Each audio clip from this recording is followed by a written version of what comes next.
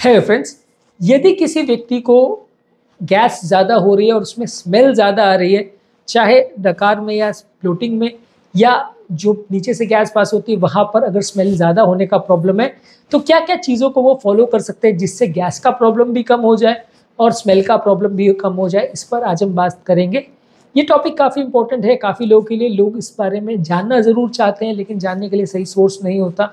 कई बार लोग डॉक्टर के साथ भी डिस्कस करते हैं, काफ़ी बार इग्नोर हो जाती है चीज़ें, एक हेजिटेशन की वजह से लोग इस बारे में बात नहीं कर पाते हैं। तो आज हम इसको डिस्कस करेंगे कि इस प्रॉब्लम के लिए आप क्या कर सकते हैं, कौन कौन से खाद्य पदार्थ आपको अवॉइड करने चाहिए, किन किन चीज़ों का प्रयोग करने से आपको फ़ायदा मिलेगा, कौन सी हैबिट्स में चेंज आपको करनी चाहिए।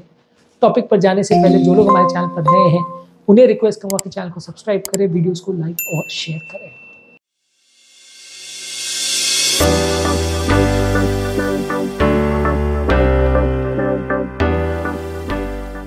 सबसे पहले ज़रूरी चीज़ ये है कि आप अपने डाइट को मॉडिफाई करिए और जो जो चीज़ों से आपको गैस का प्रॉब्लम होता है उनको आप अवॉइड करिए। कई बार कोई प्याज है, लहसुन है जिसमें सल्फर कंपाउंड्स होते हैं, क्रूसीफेरस वेजिटेबल्स है जैसे ब्रोकोली है या फूल गोभी है या बीन्स वगैरह से गैस का प्रॉब्लम ज़्यादा होता है। ये सारी ही चीज़ों को आपको अवॉइड या कट डाउन करना चाहिए। इससे आपको प्रॉब्लम्स कंपैरेटिवली कम होगी। ये प्रॉब्लम्स जिन लोग को भी है ये खाद्य पदार्थ उनको अवॉइड करना चाहिए या बिल्कुल बंद कर देना चाहिए। तो इससे आपका प्रॉब्लम कुछ हद तक सॉल्व हो जाएगा। काफ़ी लोगों में ऐसा देखा गया है कि ये प्रोडक्ट्स वो बिना सोचे समझे ज़्यादा ले रहे होते हैं, पिछले कुछ दिनों में उनका ये डाइट में बढ़ गया होता है, इसलिए उनकी प्रॉब्लम भी बढ़ जाती है। इसके अलावा आपको फॉलो ये करना है कि आपको खाने को धीरे धीरे करके चबा करके खाना है और खाने के दौरान बात नहीं करनी, खाने के दौरान हवा स्वॉलो नहीं करनी है। काफ़ी लोग को ये प्रॉब्लम इस वजह से होता है कि वो खाने के दौरान बातें ज़्यादा करते हैं, खाने के दौरान पानी ज़्यादा पीते हैं, खाने के दौरान वो जल्दी जल्दी खाते हैं जिसकी वजह से मुंह के अंदर गैस चली जाती है, ये पेट में भर जाती है और इसकी वजह से आपका जो गैस का प्रॉब्लम है वो बढ़ जाता है। ये गैस खाने के काफ़ी देर बाद तक भी निकलती रहती है। साथ में जब पेट में खाद्य पदार्थ फर्मेंट होते हैं या खाद्य पदार्थों में जो डाइजेशन प्रोसेस होता है उसकी वजह से अलग अलग तरह के स्मेल्स इसमें भर जाते हैं और जब वो डकार के फॉर्म में निकलता है तो प्रॉब्लम ज़्यादा होती है। अब यही एक्सेसिव गैस मोशन के रास्ते जब पास होती है तो उसमें स्मेल आ ही जाती है। इसके अलावा आपको पानी ज़्यादा मात्रा में पीना चाहिए। पानी अगर आप ज़्यादा मात्रा में पीते हैं तो आपका कॉन्स्टिपेशन का प्रॉब्लम भी कम हो जाता है, ब्लोटिंग का प्रॉब्लम, गैस का प्रॉब्लम काफ़ी हद तक कम हो जाता है। गैस को या एसिडिटी को एक तरह से न्यूट्रलाइज करने का काम करता है पानी, तो ज़्यादा मात्रा में आपको पानी लेना चाहिए यदि आपको ब्लोटिंग और गैस का प्रॉब्लम है तो। इसके अलावा आपको प्रोबायोटिक्स यानी दही जैसी चीज़ें लेनी चाहिए। दही है, सोरक्रोट है, किमची है या इस तरह की चीज़ें जिसमें नेचुरल बैक्टीरिया होते हैं वो आपके नॉर्मल या हार्मफुल बैक्टीरिया को मारते हैं या हटाते हैं जिसकी वजह से गैस का प्रॉब्लम कम होता है। पेट में दो तरह के बैक्टीरिया होते हैं, एक अच्छे बैक्टीरिया और एक बुरे बैक्टीरिया। जो अच्छे बैक्टीरिया होते हैं वो आपका डाइजेशन में हेल्प करते हैं, डाइजेशन की स्पीड को बढ़ाते हैं और ख़राब स्मेल वगैरह नहीं करते हैं।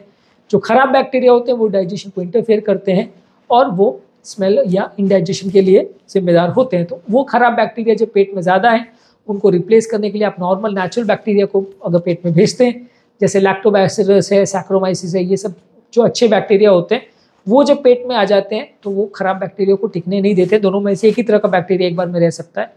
तो अच्छे बैक्टीरिया दही में, सौरक्रोट, किमची इस तरह के फर्मेंटेड प्रोडक्ट्स में रहता है। इनको आप ज़्यादा मात्रा में लेते हो तो फ़ायदा होगा। इसकी टैबलेट्स भी आती हैं। इसके अलावा आप जो मेडिसिन चल रही है उसका रिव्यू करिए कि कौन सी मेडिसिन आपको चल रही है, उसमें कोई प्रॉब्लम वगैरह तो नहीं है, उसमें कोई कारण से एसिडिटी गैस का प्रॉब्लम बढ़ तो नहीं रहा है, कॉन्स्टिपेशन का प्रॉब्लम बढ़ तो नहीं रहा है, ब्लोटिंग का प्रॉब्लम बढ़ तो नहीं रहा है। वो सारे मेडिसिन को एक बार प्रॉपर्ली रिव्यू करिए। इसके अलावा अगर आपको कोई बीमारी है जैसे irritable bowel syndrome, inflammatory bowel disease या और कोई ऐसी बीमारी है जैसे सीबो वगैरह है यानी small intestinal bacterial overgrowth syndrome जो होता है, ये सारे प्रॉब्लम्स में आपको पेट में गैस बढ़ जाती है। तो ये अगर कोई भी प्रॉब्लम आपको है तो उसको प्रॉपर्ली मॉनिटर और मैनेज करिए ताकि गैस का प्रॉब्लम कम हो। इसके अलावा ज़रूरी है कि आप डाइटरी एडजस्टमेंट्स करिए।